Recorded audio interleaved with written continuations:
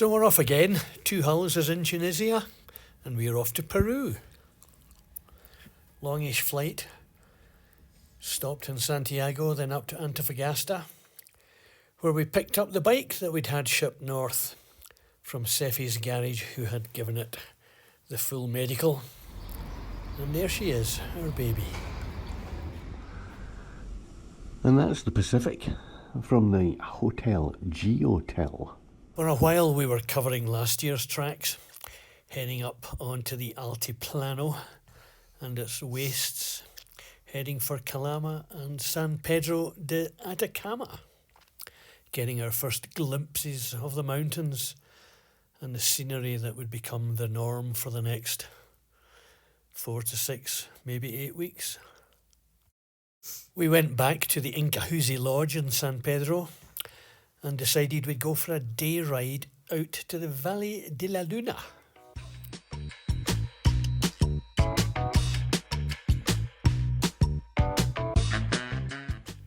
This was our first time off-road since last year, and of course the first thing we hit was a bunch of sand.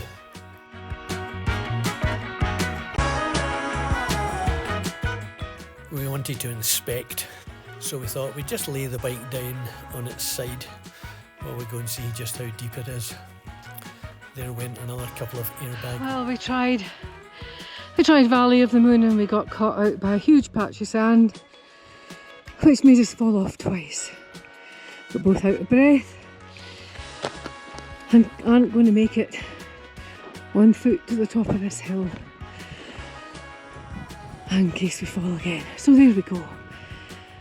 That's 3 falls and we're only on day 3. 3 falls and no submissions.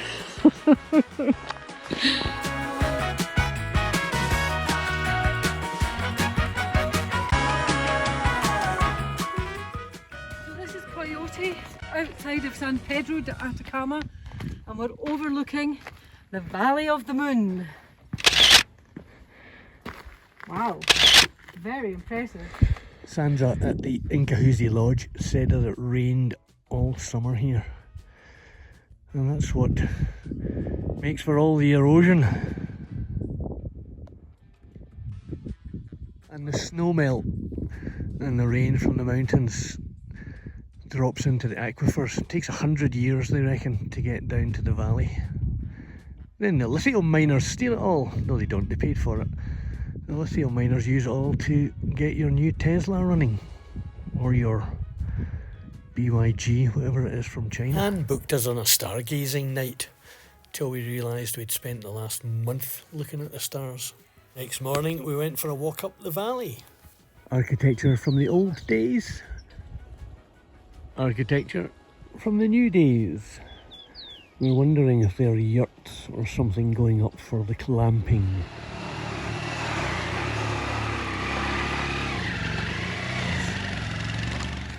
We'd forgotten Andes is on the ring of fire, but not so hot that it can't get rid of the winter cold and the winter snows up at 4,000 metres.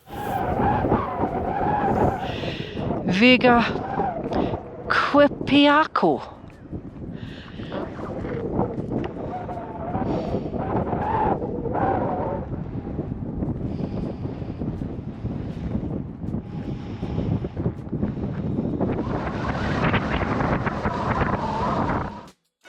It's a cold, barren place up there, and I can tell you times we were thankful that we had sleeping bags and liners carried for emergencies.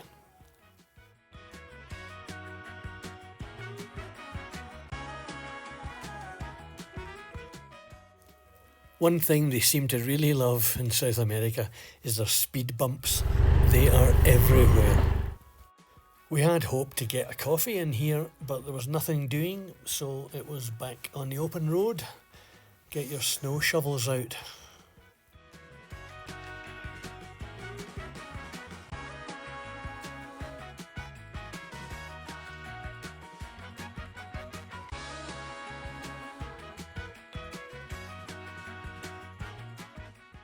So we had a good ride across the Altiplano, and then as we approached the Chile-Argentina border, you began to see the Long, long lines of trucks waiting to get through. You really wonder how the economy manages miles and miles and miles of these guys. Yeah, it's a big 10-4 there, Big Benny. Yeah, we definitely got the front door, good buddy. Mercy sakes alive, looks like we've got us a convoy. So here we are at the Argentinian border, and we met up with all these Brazilians, all heading off on their bikes. First coffee in Argentina.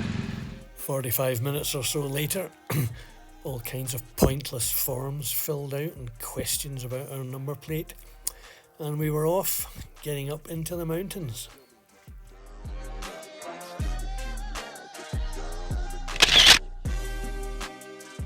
And then it was on to Susqueles. We had a very pleasant stay in a, well, hostel. Great food, great hospitality, and a look around the village. These villages are all mostly mining villages.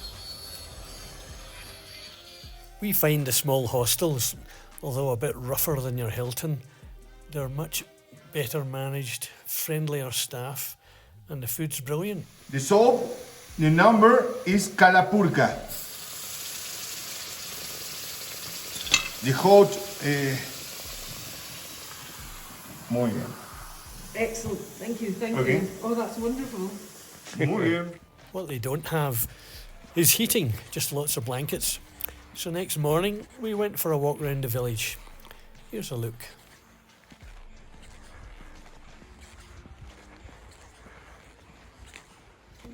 Local houses are built out of mud and straw, adobe bricks, and they sure do a great job of keeping the heat in. Well, we'll just...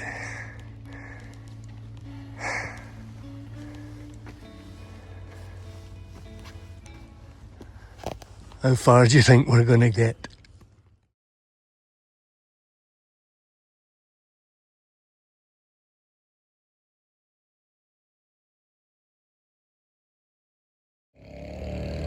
Well, we never made it to the summit in the absence of Sherpas and bottled oxygen. We had to turn back just shy of 4,000 metres. So we left Susqueles, heading for Purmamarca, and from our notes, it was a great ride. From this video, it looks decidedly sketchy. And then our first llamas, or llamas, made their appearance.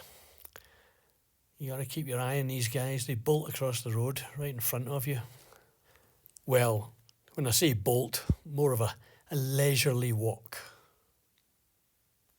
It's the more lively vicuna and the alpaca you gotta watch out for.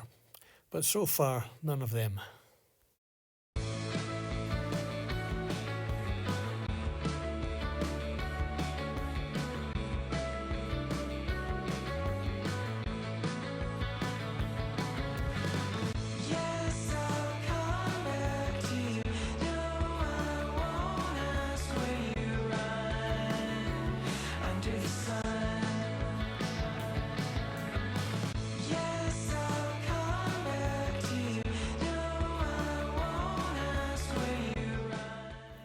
We make these videos largely for our own entertainment and a memory of where we've been. And it has been said that too much road. But to be honest, when you're on a motorcycle trip, it's kind of hard to avoid. But hopefully there's enough here to let you see the scenery.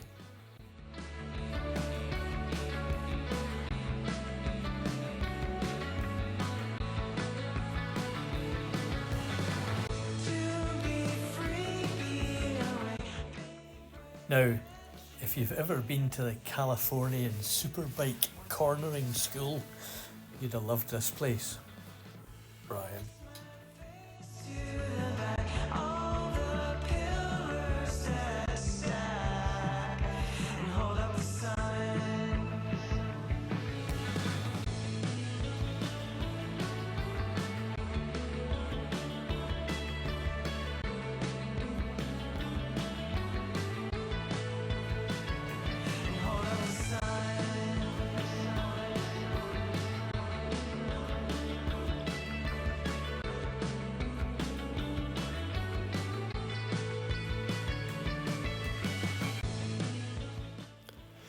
South America has some pretty crazy driving, and you just got to watch what's coming.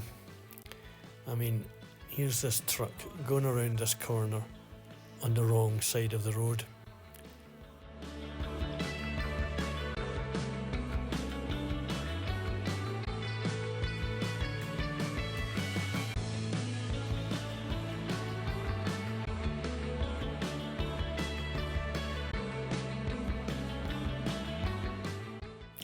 So after riding through Argentina's stunning scenery, we made it into Humahuaca, wiggling our way through the back streets to the Hosteria Nati, where we spent the night and where we'll wrap up this video. So thanks for watching. If you liked it, give us a thumbs up.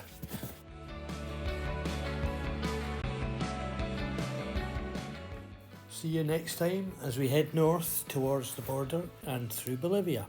Thanks for watching.